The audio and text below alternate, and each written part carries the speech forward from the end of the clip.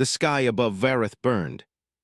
Not with sunlight or storms, but with the slow, silent fall of broken ships, blackened metal fragments glowing orange as they cut through the atmosphere like dying comets. Each one had once been a vessel of power. Dominion cruisers, Confluence hive barges, neutral freighters caught in the crossfire. Now they were just ashes, streaking across a violet sky and raining down on a city that had already suffered too much. On the streets below, Kai Mercer moved fast. "Stay close to me," he shouted, pushing through the crush of terrified civilians as alarms howled across the capital's eastern sector. A chunk of something, maybe a frigate's engine core, slammed into a tower ahead, exploding into a bloom of fire and glass. Shockwaves rattled the streets. The ground trembled. Kai ducked into a collapsed archway, his heart pounding. He'd seen cities burn before in deserts, on colony moons, in the long-ago wars humanity had tried to forget. But this was different. This time it wasn't humanity's war, and yet here he was again, running toward the smoke. A child stumbled in front of him, small, with pale green skin and the four wide eyes of an Athisian. She couldn't have been more than 6. Dust and tears streaked her face as she screamed for someone in a language Kai didn't understand. "Hey, hey," he crouched and held out his hand. "It's okay, I've got you." She hesitated, staring up at the strange, pink-skinned alien with the ugly scar across his cheek. Then she took his hand. Kai lifted her onto his shoulder and started running again. The plaza ahead was chaos. Emergency drones zipped overhead, shouting orders in dozens of languages. Fire crews struggled to control burning wreckage. And somewhere above, high in orbit, 2 fleets were still tearing each other apart. The Dominion and the Confluence Collective, 17 years of war and counting, and humanity still trying desperately to stay out of it. Kai pushed through a cloud of smoke and into a courtyard where a team of medics was setting up triage tents. "Civilian, about 6, minor injuries," he shouted as he passed the girl into the arms of a medic. The Athisian woman nodded and gave him a quick, grateful smile before disappearing into the crowd. Kai wiped soot from his face and looked back toward the sky. Another explosion flashed in the upper atmosphere, silent from here, but bright enough to cast shadows across the city. He felt the old instincts stirring, the soldier instincts, but he forced them down. That part of his life was over, or so he'd told himself. "Mercer." The voice came from behind him. He turned to see Relka, a tall Athisian woman with mottled blue-green skin and a shock of silver hair, hurrying toward him. A scientist, a friend, maybe something more, though neither of them had ever dared to name it. "You're out here again," she said, slightly breathless. "Do you enjoy running into falling debris?" "Someone gotta make sure people don't die," Kai replied, scanning the sky again. "Besides, it's not like I'm going to sit in a bunker and wait." Relka's frills twitched, Athisian body language for exasperation. "One day, you're going to get yourself killed doing this." "One day," he said, smiling faintly, "but not today." A sudden boom echoed across the city, deeper and more deliberate than falling debris. Both of them turned toward the sound. A Dominion dreadnought was descending through the clouds, its massive hull blotting out the violet sky. Dropships poured from its hangars like a swarm of dark insects. "Oh no," Relka whispered, "they're landing." 3 hours later, the city of Vareth was under martial law.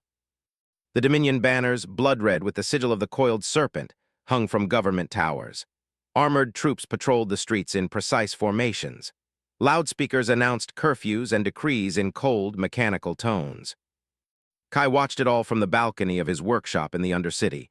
He had seen occupation before. It always started the same way, order and promises, then checkpoints and disappearances. The Dominion called it stabilization. He called it what it was, conquest. Relka joined him on the balcony, her hands clenched. "They said they were here to protect neutral space. Lies, they want the ports, the trade routes." "They want everything," Kai muttered. A sharp beep cut through the air. A holoscreen on the wall blinked to life, displaying the seal of the Galactic Council. The face that appeared belonged to High Arbiter Sarek, crystalline and emotionless. "Attention, citizens of the Council worlds," the Arbiter's voice boomed. "Today, the Sovereign Dominion has presented evidence that humanity, a junior member species, has engaged in acts of sabotage and unauthorized military aid to the Confluence. The Dominion demands immediate surrender of all Terran colonies beyond the Sol sector." Relka turned to him, horrified. "Sabotage, that's a lie." Of course it is, Kai said bitterly, but lies don't matter if they're useful. The transmission ended. Silence hung between them. Humanity had worked for 50 years to build trust in this galaxy, to prove they were more than primitives with stolen tech. Now it was crumbling, and no one would stand up for them. There was a soft knock on the workshop door. Kai frowned. It was late, too late for visitors. He checked the small holoscreen by the entrance. A Dominion officer stood there alone, his black armor gleaming under the streetlights. "Mercer," the soldier said when the door opened. His voice was low and smooth, like a knife sliding into a sheath. "We need to talk." Kai kept his hands visible.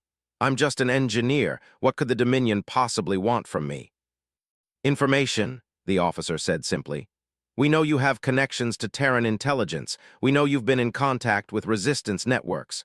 Cooperate, and you and your people might be spared when the reckoning comes." "And if I do?" The officer's smile didn't reach his eyes. "Then you'll burn with the rest of them." He handed Kai a small encrypted data pad and turned to leave. "Consider carefully. The next time we speak, your answer will determine the fate of your species." The door hissed shut, leaving Kai alone with the data pad in his hand. He stared at it for a long time. Every instinct told him to smash it, to throw it into the nearest furnace. But curiosity and something darker made him keep it. Relka stepped into the room, her eyes wide. What did he want? Kai looked out the window again. Dominion soldiers marched past below, their boots striking the ground in perfect rhythm. Overhead, the sky still burned with the ghosts of a war humanity had tried to avoid. "He wanted me to betray my people," Kai said quietly. "And—" He clenched the data pad until his knuckles turned white. "I haven't decided yet." Relka stared at him. "Kai, you can't be serious." "I'm serious about staying alive," he said, his voice harder than he intended. "You don't understand, Relka. They're going to crush us. Earth, the colonies, everything. We're nothing to them." "And if you betray them, what will you be?" she asked softly. Kai didn't answer. He just stared at the burning sky, and for the first time since he'd left the battlefield behind, he felt the cold, heavy pull of war reaching for him again. Somewhere above Vareth, the stars were shifting. The galaxy was changing. And whether he wanted to or not, Kai Mercer was about to be dragged into the heart of it. The Dominion has landed. Humanity stands accused of treachery, and Kai now holds a choice that could doom or save his entire species, betray his people to survive, or risk everything to fight back. The Dominion occupation changed Vareth in less than a week. Gone were the vibrant market squares filled with dozens of alien species trading stories and spices beneath the twin suns. Gone were the music and laughter that once echoed through the district plazas. Now there were curfews, checkpoints, drones scanning faces and implants, and everywhere the coiled serpent banners, reminders of who ruled now. Kai Mercer walked through the old transport terminal, now converted into a Dominion security hub. Soldiers in dark armor stood watch on every corner, their plasma rifles humming quietly. Civilians moved quickly, heads down, afraid of drawing attention. He hated it, all of it. He hated the soldiers' cold eyes. He hated the smell of fear that hung over the streets. But most of all, he hated that he was doing nothing about it. "Papers," a Dominion officer barked as Kai approached the exit. He handed over his identchip, trying to keep his expression neutral. The officer scanned it, then narrowed his eyes. "Terran, engineer class, you were military once." "Long time ago," Kai said. The officer stared at him a moment longer before tossing the chip back. "Be careful, Terran. Your people are not well liked here." Kai walked away without replying. He'd learned long ago that talking back only brought trouble. That night back in his workshop, Kai stared at the datapad the Dominion agent had left him. He hadn't told anyone about it. Not Relka. Not the few other humans he knew on Vareth. It sat on his desk like a venomous snake, silent but always present. "If you betray them, you live. If you resist, you die." He picked it up, then slammed it down again. "Thinking about doing something stupid?" a voice asked from the doorway. Kai looked up to see Relka leaning against the wall. She started coming by more often lately, usually with supplies or news from the scientific guild. But tonight her eyes were different, harder, angrier. "I saw you at the security hub," she said. "You looked defeated." "I'm tired," Kai admitted. "Tired of fighting battles I can't win." Relka stepped closer. Do you know what they did today? They executed a group of Athisians for smuggling food to refugees. Food, not weapons, food. Kai said nothing. They'll do the same to humans, she said. Sooner or later, neutrality won't protect you, it never does. He looked away. You don't understand. Then make me understand. Kai hesitated. Then, quietly, he told her about the past, about the mission that ended his military career, about the refugee convoy he disobeyed orders to protect, about how half his unit had died because of his decision. I thought I was doing the right thing, he said, his voice hollow. But the cost, it was too high. I swore I'd never pick up a weapon again. Relka was silent for a long time. You made a choice to save lives, that's not failure. It cost my friends theirs. It saved hundreds, she said firmly. You think that doesn't matter? Kai didn't answer, he couldn't. The guilt still clung to him, heavy and cold. Listen, she continued. There's something I want you to see, come with me. Relka led him through the Undercity's forgotten tunnels, places Dominion patrols rarely bothered to search. They passed hidden doors, coded locks, and finally emerged into a dimly lit chamber filled with dozens of aliens. Athisians, Drari, Vakorans, and even a few humans. This is the Lattice, Relka said. A network of people trying to resist the Dominion's rule without war if possible. Kai looked around, stunned. You're serious? Information brokers, smugglers, engineers, people like you. People who believe that knowledge and compassion are stronger than fear. A Drari with pale, insected eyes approached. We've been watching you, Mercer. Your reputation among the refugees is admirable. Kai frowned. I'm not part of any resistance. Not yet, the Drari said with a faint smile. They showed him maps of secret refugee routes, supply caches, safe houses. It was a fragile network, but it was something, and it needed someone who could build, repair, and improvise. I can't promise I'll fight, Kai said slowly, but I can help. I can make sure people survive. That's all we ask, Relka replied. Weeks passed. Kai threw himself into the work. He modified scavenged drones to evade Dominion scanners. He hacked surveillance feeds to create blind spots. He repaired smuggler ships and built devices to mask refugee biosigns. Each small act felt like a spark, tiny maybe, but powerful when multiplied.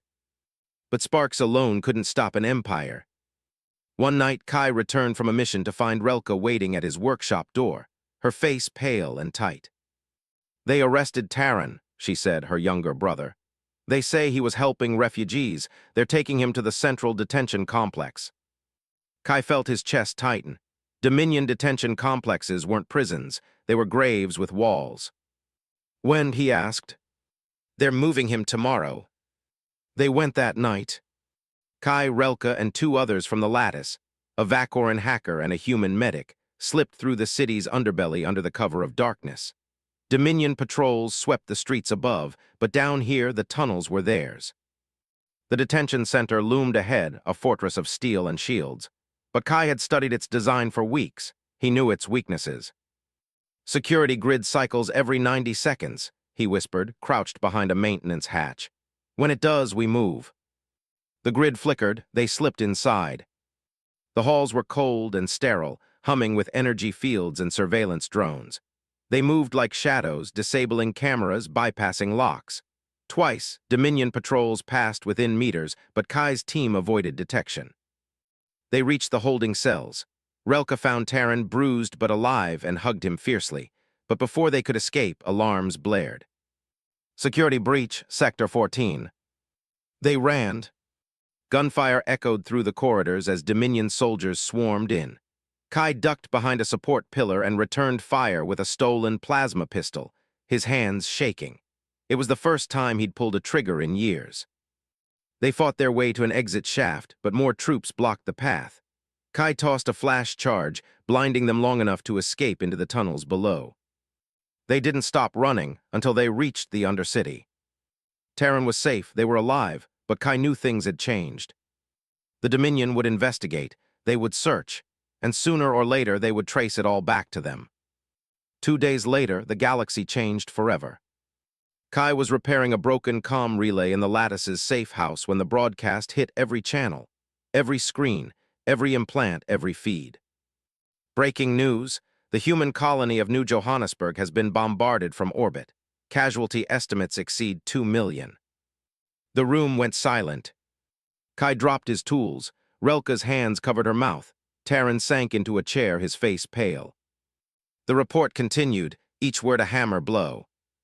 Dominion officials claim the colony was established in contested space despite repeated warnings. They call the attack a strategic necessity. Kai's heart pounded. 2 million families, children, cities reduced to ash. They called it necessary, Relka whispered. Kai stared at the screen, numb. Images of burning cities filled the feed, charred ruins where homes had been, rivers of smoke rising into a sky that looked too familiar. He felt something break inside him. For 50 years, humanity had been polite, respectful, patient. They'd bent over backward to prove they belonged in the galactic community, and for what? To be dismissed, to be ignored, to be slaughtered. Neutrality, he said softly. This is what neutrality gets us. Relka turned to him, Kai. But he was already moving. He stormed into his workshop and slammed his fists on the table, scattering tools across the floor. They killed 2 million people, he shouted. 2 million civilians, and they called it necessary. They want to break you, Relka said, grabbing his arm. Don't let them. Kai's breath came fast and ragged. I swore I'd never fight again. I swore I'd never pick up a weapon, but if we don't fight, they'll kill us all. For the first time, he looked at the data pad the Dominion agent had given him, and instead of fear, he felt fury. He hurled it against the wall. It shattered into pieces. Relka's eyes widened. What are you going to do? Kai stared out at the city beyond his window, at the patrols, the banners, the ships blotting out the stars. I'm going to make them regret ever thinking we were weak. The galaxy has changed. 2 million humans are dead. Neutrality is dead. And Kai Mercer, once a soldier who swore never to fight again, has just decided to wage a war the Dominion cannot imagine. News of New Johannesburg spread like wildfire, and with it, the illusion of neutrality died. The Dominion called the massacre a strategic action. The Confluence called it an atrocity. The Galactic Council called for investigation and restraint. But ordinary people, humans and aliens alike, called it murder. Within days, protests erupted across the city of Vareth. Tens of thousands filled the plazas, waving banners and chanting words that hadn't been heard in a century. No more silence. No more chains. Humans will stand. Kai Mercer stood among them, the chants echoing around him like the heartbeat of a newborn movement. He hadn't planned to join. He hated crowds, but after New Johannesburg, he couldn't sit still. This is bigger than one colony, Relka said beside him, her voice raised over the noise. This is every small world that's ever been trampled under their boots. The Dominion troops watching from the rooftops didn't share her sentiment. The moment a protester threw a rock, the soldiers opened fire with stun rifles. Chaos followed. Tear gas filled the square. People screamed and scattered. Kai grabbed Relka's hand and pulled her into an alley just as a stun round cracked against the wall where her head had been. Back this way, he shouted, coughing through the gas. We can lose them in the tunnels. They slipped into the Undercity, the dark labyrinth below Vareth, and kept moving until the noise of the crackdown faded behind them. Only then did they stop to breathe. Relka leaned against the wall, shaking. They're terrified, she said. If they weren't, they wouldn't have responded so fast. They should be, Kai muttered, because we're just getting started. The arrest came 2 days later. Terran, Relka's younger brother, had been distributing food and medicine to human refugees. It was a small act of kindness, but under Dominion law, it was treason. They dragged him away in chains, accused of aiding enemy elements. Relka was beside herself. They'll kill him, she whispered, packing back and forth in Kai's workshop. They'll make an example of him. Then we won't give them the chance, Kai said. Her eyes widened. You mean? I mean we're breaking him out. The detention block Sigma was a fortress of steel and energy shields buried beneath the Dominion garrison compound. No one escaped Sigma. No one even tried. But Kai had studied its schematics for weeks, and he had a plan. The infiltration team was small. Kai, Relka, the Drari hacker Jex, and a human medic named Elena. They moved under cover of night, through maintenance tunnels and forgotten water shafts, emerging inside Sigma's lower power station. Jex worked fast, tapping into the security grid. "We've got 10 minutes before the system flags my intrusion," he hissed. "After that, every alarm in the compound goes off." 10 minutes is all we need, Kai said, checking the charge on his stun pistol. They slipped through the corridors, avoiding patrols and security drones. Jex looped camera feeds while Elena monitored motion sensors on a wrist screen. They reached Terran's cell without incident. "Relka," Terran gasped as the door slid open. "I knew you'd come." "We're not leaving without you," she said, hugging him tightly. But as they turned to go, Kai noticed something, a terminal in the adjacent control room, its screen filled with encrypted Dominion files.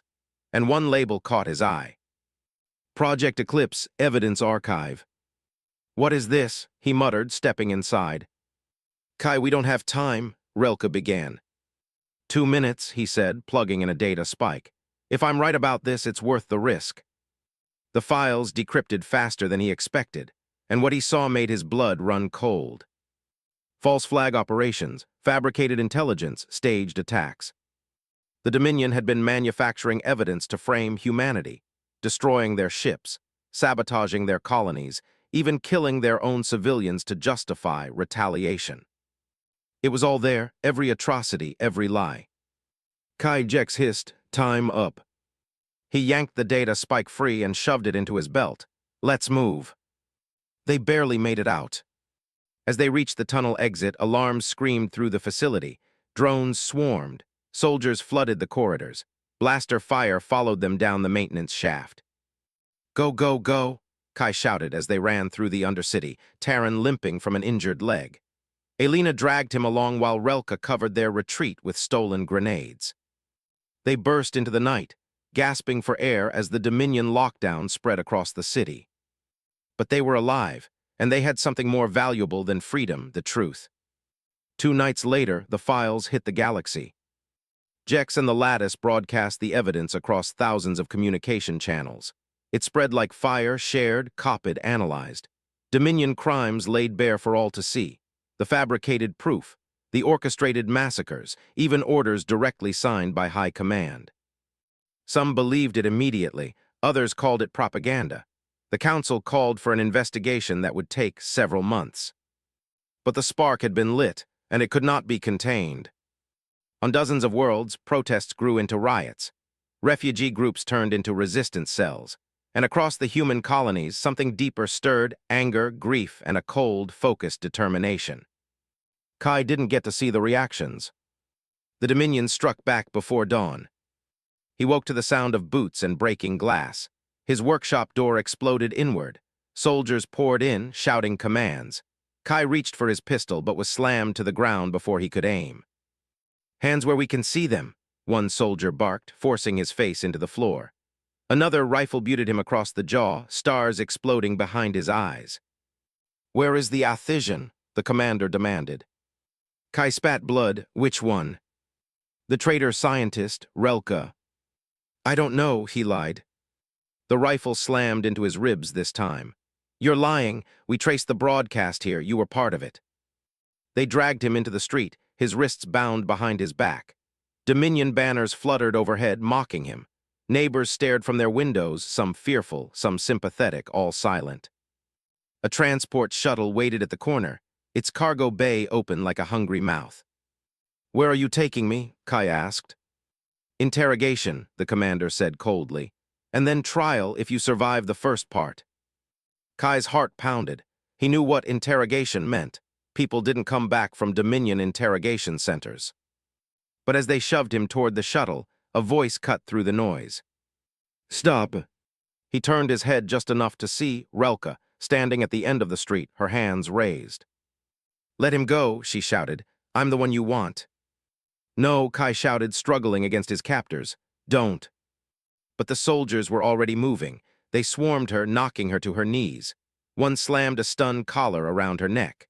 Another shoved a rifle into her back. Relka's eyes met his as they dragged her past. "It's okay," she whispered, even as fear trembled in her voice. "I'll be fine." "Relka," Kai shouted, his voice raw. "No, don't do this." She was thrown into a separate transport. The doors slammed shut. Engines roared, and just like that, she was gone. The shuttle carrying Kai stopped abruptly. The commander leaned close, his scaled face twisting into a cruel smile. "Change of plans," he said. "We don't need you anymore." And then he drove the butt of his rifle into Kai's head, and everything went black. When he woke, he was lying on a cold metal floor. His wrists were free. His head throbbed. Around him were familiar faces, Jex, Elena, and two others from the lattice. They'd broken him out, somehow. "You're lucky," Jex said, helping him sit up. "We hit the convoy before they reached the main facility." Kai's first words were hoarse and broken. "Relka." Jex's expression fell. "They took her to an undisclosed location, we don't know where." Kai's fists clenched. The truth was out. The spark had been lit, but the Dominion wasn't beaten. They'd struck back hard, and they'd taken the one person he couldn't lose. He stared at the floor, breathing slow and steady until the shaking stopped. Then he stood. "Get me everything you have on Dominion prisons," he said. "Every facility, every convoy, every officer involved." "Why?" Elena asked carefully. "Because we're going to get her back," Kai said, his voice cold as the void. "And we're going to burn their empire down while we do it. The truth is out. The galaxy knows the Dominion's lies. But now Relka, Kai's closest ally and the heart of the resistance, has been captured. And to get her back, Kai must step beyond sabotage and into open war.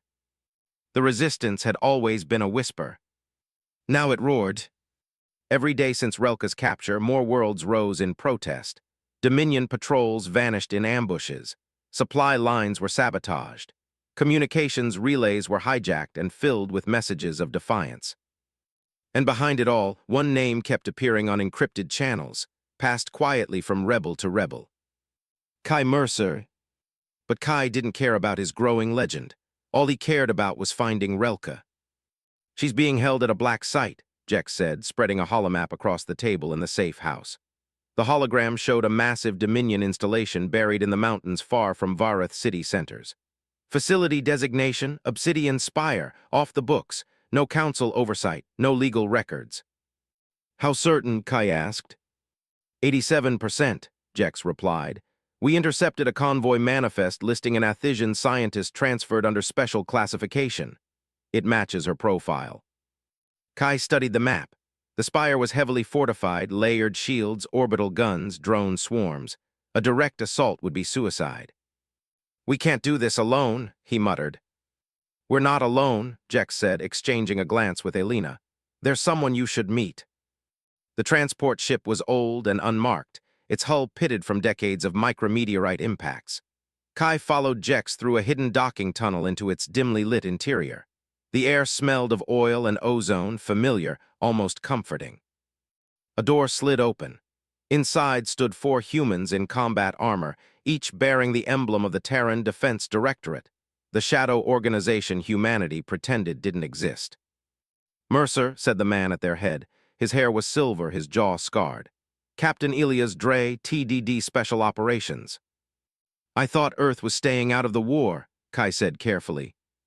Dre smirked. "That's the story we tell the Council. The truth is, we've been preparing for this war for 20 years. He tapped a command on his wrist console. The walls of the chamber shifted into a holomap of deep space. Hidden stations, covert shipyards, stealth fleets, entire armadas built in secret. "We never wanted this fight," Dre said. "But we always knew it would come, and now that it's here, we're done hiding." Kai stared at the display, stunned. "How many ships?" "Enough to make the Dominion bleed," Dre replied. "But not enough to win if we fight their war. We have to fight ours asymmetric, unpredictable on our terms." "And the Spire?" Kai asked. Dre's smile faded.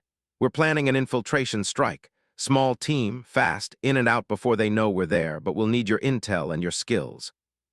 Kai didn't hesitate. "I'm in." They struck 3 nights later. The Aegis, a stealth corvette invisible to Dominion sensors, dropped Kai's team in the mountains 30 kilometers from the Obsidian Spire. The plan was simple. Infiltrate the facility, locate Relka, extract her, and exfiltrate before reinforcements arrived. They moved under the twin moons, their exosuits blending into the rocky terrain. Dominion patrols swept the perimeter, but they avoided them, slipping through shadows like ghosts. At the Spire's perimeter, Jex hacked the shield gate. 2 minutes, he whispered. Then the system resets. They slipped through. The facility was a monolith of obsidian black metal rising from the mountainside, windowless, silent, alive with the hum of buried power. Inside, sterile corridors stretched like veins through the heart of the beast. Elena neutralized the sensors. Dre's soldiers disabled the guards. Kai led them deeper, his memory of Dominion architecture guiding them toward the detention sector.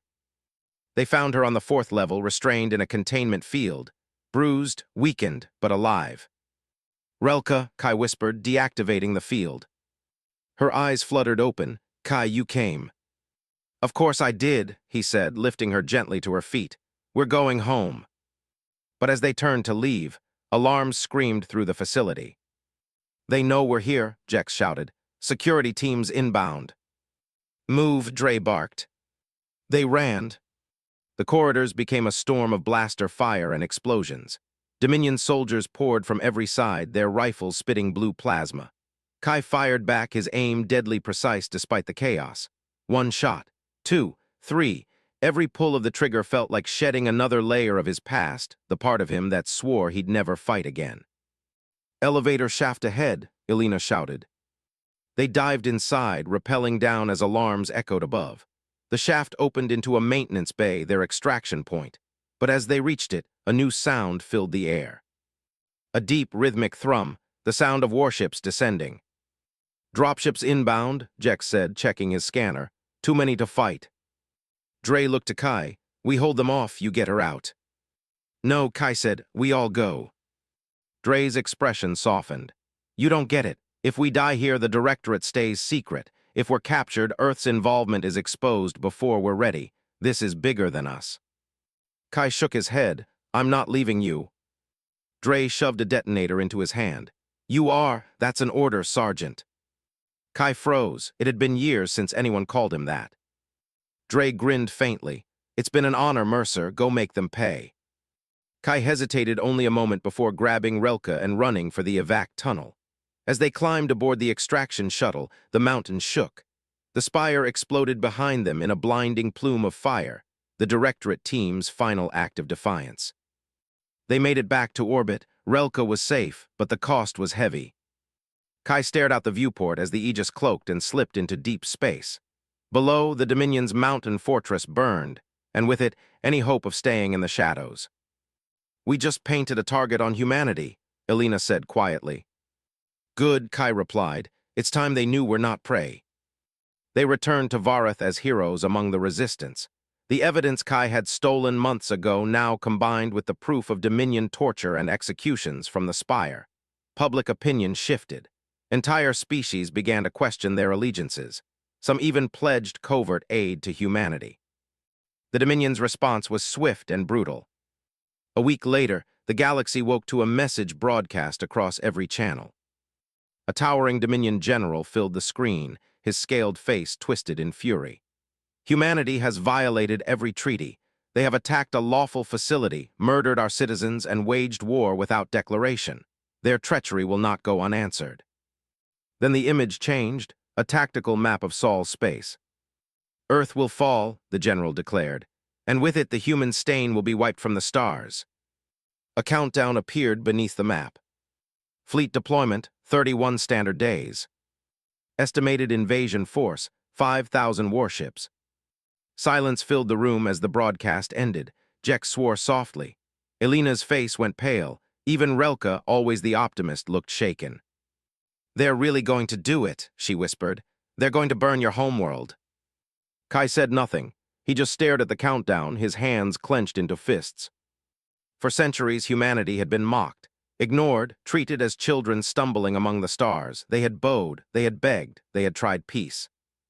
And this was their reward. "Then we'll be ready," Kai said finally. "Ready," Jex echoed. 5,000 ships, Kai, 5,000. Kai turned to face them, eyes blazing with something they had never seen before, not fear, not rage, but resolve. "You said they want war," he said. "Then let's give them one they'll never forget." The rescue is a success, but the cost is humanity's secrecy. Now exposed, they face the full wrath of the Dominion, a 5,000-ship invasion fleet heading for Earth.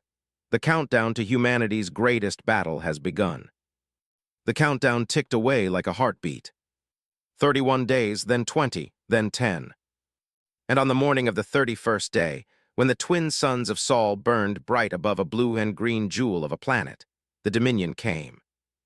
Their fleet was a living wall of metal and fire, 5,000 warships, their hulls bristling with cannons, launch bays, and the cruel insignia of the sovereign Dominion. They emerged from faster-than-light space in a shimmering wave, blotting out the stars. For centuries, they had crushed every species that stood against them. This was just another campaign, another lesson to teach the children of the stars their place. Admiral Corrin, commander of the Dominion 15th Fleet, studied the tactical display. 300 ships, he scoffed. Is that all? The Dominion bridge officers laughed. A single breath, a single strike, and Earth would burn. Kai Mercer watched them come from the TCS Dauntless, humanity's flagship, orbiting at the edge of the Sol system. His heart pounded as the tactical map filled with enemy signatures, a tidal wave of death sweeping toward home. 300 ships ready for intercept, reported Captain Elena Reyes, now commander of the Dauntless. They think that's all we've got. Let them, Kai murmured. The surprise works better that way. Beside him, Relka studied the incoming data streams, her frilled crest trembling with nervous energy. Dominion formations are tight. They're expecting a frontal engagement. Then they're in for a surprise, Kai replied.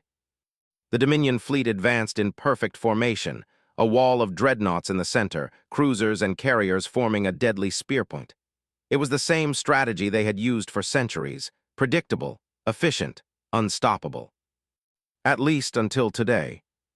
Signal the fleet, Kai said. Phase 1, Phantom Dawn.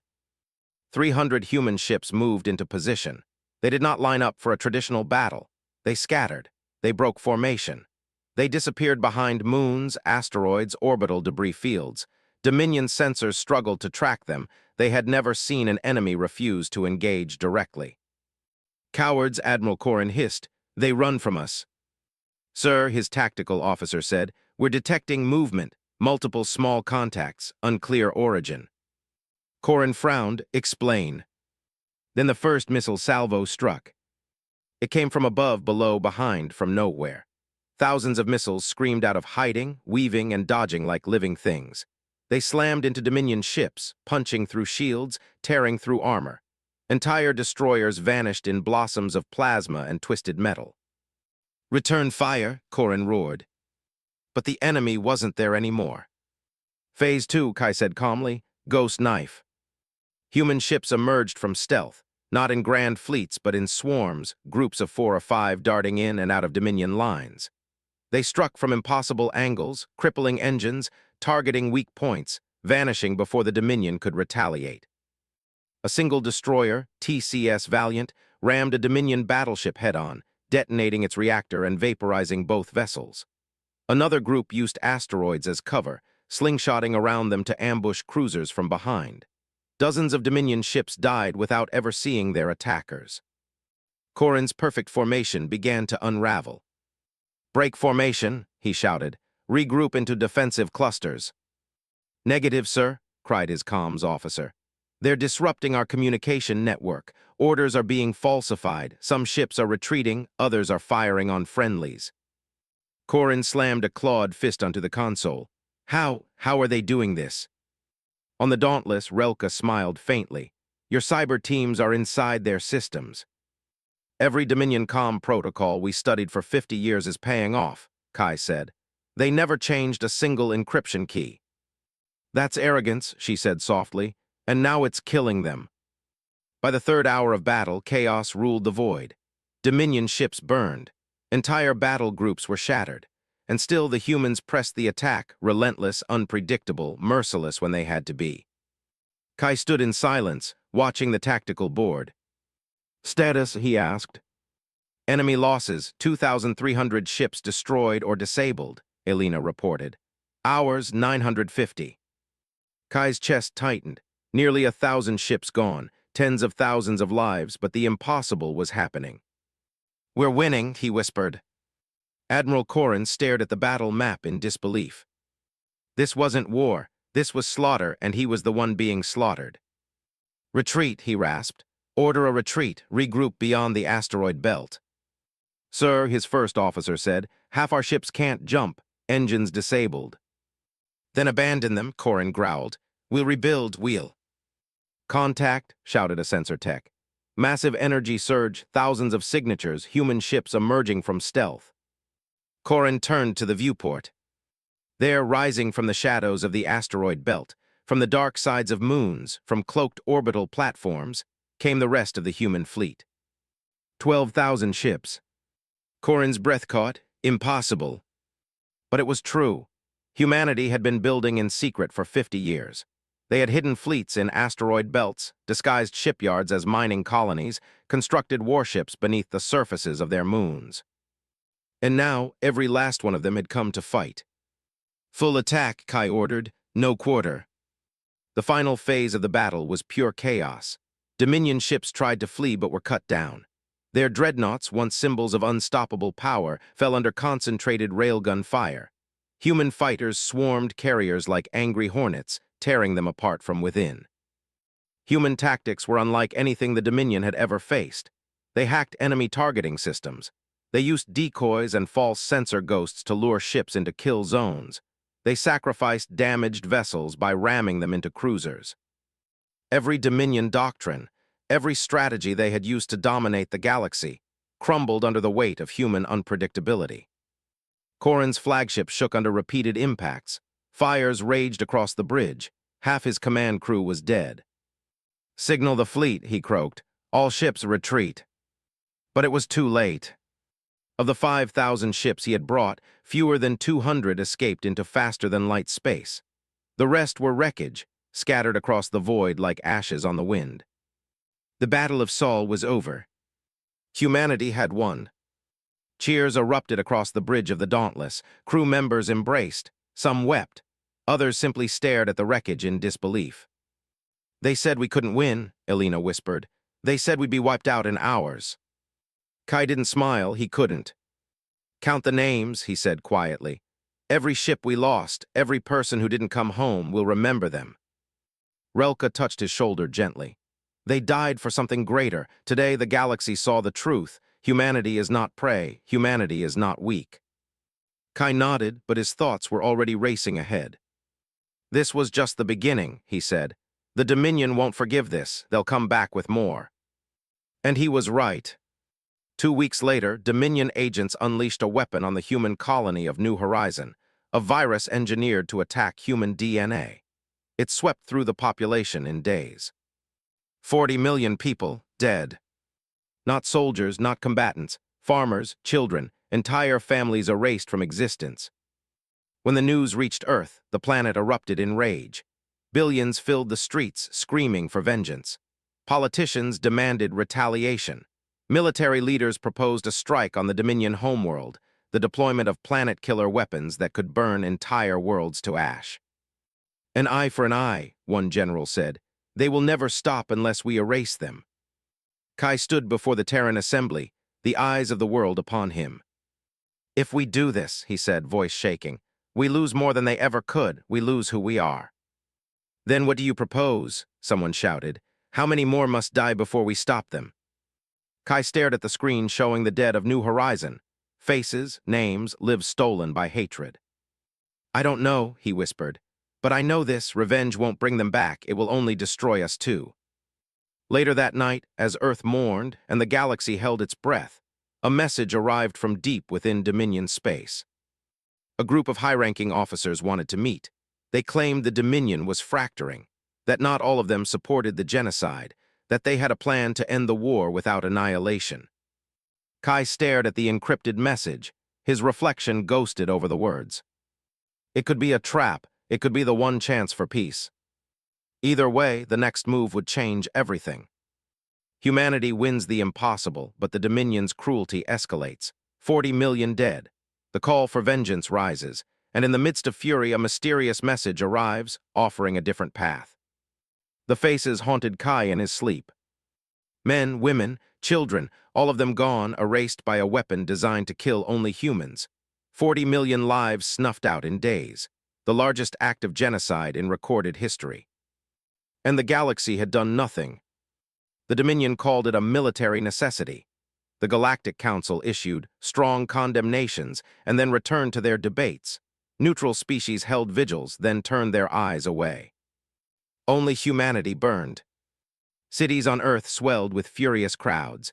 Memorial walls stretched for kilometers.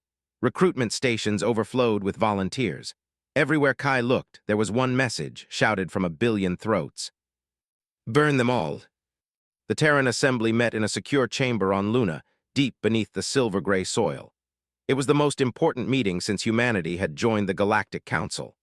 The Prime Minister, the Defense Command, the Fleet Admirals, and Kai Mercer, now humanity's most trusted advisor, all sat around a single steel table. Fleet Admiral Jackson's voice was cold. We have the capability. A hologram filled the room, Dominion Homeworld, a sprawling planet of black oceans and golden cities. Our orbital deterrent platforms can deploy a Class Omega device. A single strike would incinerate the surface. No survivors, no fleet, no empire. Silence filled the room. That's genocide, Kai said quietly. They started this war with genocide, snapped General Han. They wiped out New Horizon without a second thought. Are we supposed to show mercy to murderers? They're monsters, another commander said. If we don't end them now, they'll regroup, they'll come back stronger. And what happens after? Kai asked. What happens when the galaxy sees us burn a planet to ash? Do we become the new Dominion, the new monsters everyone fears? They'll fear us, Jackson said, and they'll never cross us again. Kai slammed his hand on the table, and we'll never be able to say we're better than them again. The room fell silent again. Prime Minister Okonkwo's eyes were tired. She had aged years in months. What do you propose, Kai? The people want blood. If we refuse, they'll tear this government apart. We tell them the truth, Kai said. That revenge won't bring our people back. That genocide won't heal our wounds. That if we destroy the Dominion's homeworld, we lose everything that makes us human.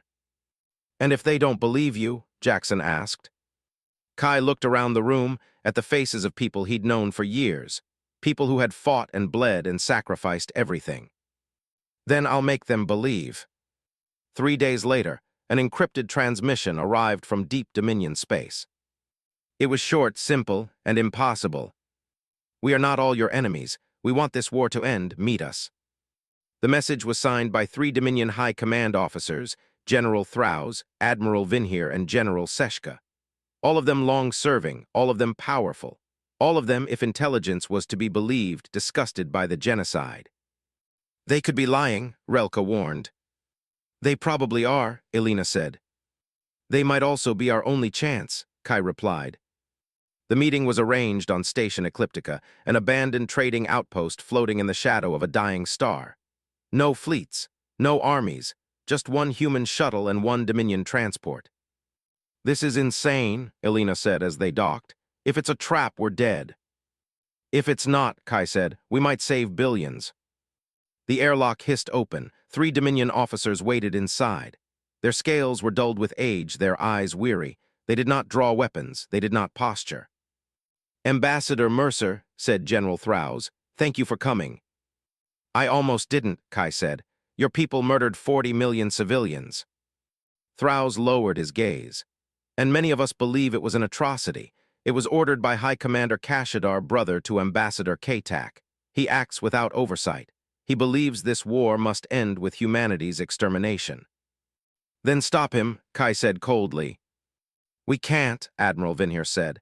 He controls the majority of the fleet. He commands the loyalty of the war machine.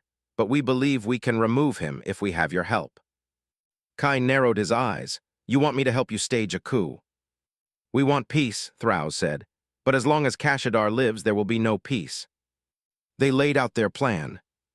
Dominion officers sympathetic to peace would stage uprisings across key fleets and planetary commands. At the same time, human forces would launch a surgical strike on the Dominion capital to capture Kashidar alive. With him gone, the Dominion government would have no choice but to sue for peace or collapse entirely. And if it's a trap, Elena asked. Then we die, Kai said. But if it isn't, this ends without burning a planet. Relka placed a hand on his shoulder. You still believe peace is possible? I believe we have to try, Kai said softly. Because the alternative is becoming the thing we're fighting. The plan was the most ambitious operation in human history. It began with whispers, Dominion fleets rebelling, loyalist forces thrown into chaos. Then, without warning, human armadas jumped deep into enemy territory. Battle raged across dozens of systems, but the focus was one target, the Sovereign Citadel, the Dominion's most fortified command complex. Kai wasn't on the bridge this time. He was on the ground leading the strike team. The drop pods screamed through the atmosphere of the Dominion homeworld. They burned through thick black clouds and slammed into the capital city like thunderbolts. Kai's boots hit alien stone. Around him, squads of human marines moved with precision, clearing streets, disabling defenses, cutting through resistance. Rebel Dominion troops joined them, firing on their former comrades. The citadel loomed ahead, a colossal structure of dark metal and carved stone. Its spires pierced the blood-red sky, and its walls pulsed with shield energy. "Breach point ahead," Elena said. "Security is heavy." "They'll expect a frontal assault," Kai said, "so we'll give them chaos." They split into 5 teams, striking from multiple entry points simultaneously. Explosions ripped through the citadel's defenses. Soldiers poured in through shattered walls and blown-out gates. The fighting was brutal, close quarters, hand-to-hand, every hallway a slaughterhouse. But the plan worked. Resistance thinned. Elena's team secured the control center. Relka's infiltration unit disabled the shield generator. And Kai reached the command chamber. High Commander Kashidar waited there. He was enormous, even for a Dominion nearly 9 feet tall, his scales black as obsidian. His eyes burned with cold fury as Kai stepped into the chamber. "So," Kashidar rumbled, "the ape comes to kill a god." "I'm here to arrest a murderer," Kai said, rifle raised. "For war crimes, for genocide." "Justice?" Kashidar laughed, a deep, terrible sound. "You speak of justice while invading my home, while conspiring with traitors. We're nothing like you." "You are exactly like us," Kashidar snarled. "You slaughter our soldiers, you burn our ships, you speak of peace while bringing war. You are Dominion, you just refuse to admit it." "Maybe," Kai said, "but we're trying to be better." He gestured with his rifle. "On your knees, hands behind your head." For a moment, Kai thought he'd refuse, thought he'd fight to the death, but slowly Kashidar knelt. "You can't stop the Dominion," the warlord hissed. "Even if you kill me, there are millions who believe as I do, millions who will never surrender." "No," Kai said, "but we can start with you." Kashidar was taken into custody. The citadel fell. Across Dominion space, the rebellion spread. Fleet after fleet switched sides. Whole worlds rose in defiance. Within days, the Dominion Council was forced to act. They called for a ceasefire. They requested negotiations. The war, for the first time, had a chance to end. But Kai felt no triumph. He walked through a medical ward filled with the wounded human and Dominion alike. He passed rows of bodies covered with sheets. He watched Relka kneeling beside a dying Dominion soldier, holding his hand as he slipped away. "Why?" Kai asked softly. "Because he's dying," she said, "and no one should die alone." Kai turned away, his chest heavy. They had done the impossible. They had brought the Dominion to its knees. But the cost was measured in oceans of blood, and he knew it wasn't over yet. The negotiations would be brutal. The hatred would linger. The wounds would take generations to heal. And somewhere in the shadows, the fires of vengeance still burned. The Dominion's warlord is captured. Peace talks are on the table, but nothing is certain, and the galaxy's most brutal war may not be over yet. Peace is harder than war. War is clear, it has battle lines and enemies and orders. Peace is none of those things. Peace is negotiation, patience, forgiveness, and it is never guaranteed. For the first time in centuries, the Dominion war machine was silent. Its fleets no longer burned across the stars. Its armies no longer marched. Its homeworld, once untouchable, now hosted human peace envoys and rebel representatives side by side. The war was over, or as close to over as it had ever been. Kai Mercer stood on the balcony of the Dominion Council Hall, looking out over the alien city. What had once been a monument to conquest was now a symbol of change. Banners of both the Dominion and the Terran Union fluttered side by side. In the streets below, humans and Dominion civilians walked together, wary, uncertain, but together. "How long has it been?" Relka asked, stepping beside him. 4 years, Kai said. 4 years since New Johannesburg feels like a lifetime. Because it was, she said softly. The galaxy will never be the same. The negotiations were brutal. For months, representatives from every major species met in endless sessions, arguing over reparations, disarmament, sovereignty, war crimes trials. The Dominion tried to salvage its empire. Humanity pushed for justice without annihilation. Old grudges surfaced, old wounds reopened. But slowly, painfully, they built something new. The Dominion surrendered its war fleets. It dismantled its orbital weapons. It recognized the independence of every human colony. It admitted guilt publicly for the genocide on New Horizon. And in return, humanity agreed to mercy. No planetary destruction, no extermination. Even Kashidar, the architect of genocide, was tried before a joint tribunal instead of executed in secret. His trial was broadcast across the galaxy. He showed no remorse. He spat defiance until the very end. But he stood in chains. And for the first time in Dominion history, a ruler was held accountable for crimes against another species. It was not vengeance, it was justice. Months turned into a year. A fragile peace took root. Some Dominion worlds refused to accept it and broke away, forming splinter factions that attacked trade routes and border stations. Human patrols hunted them down.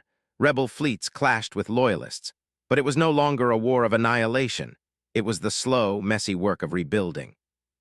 And amid the chaos, something extraordinary happened.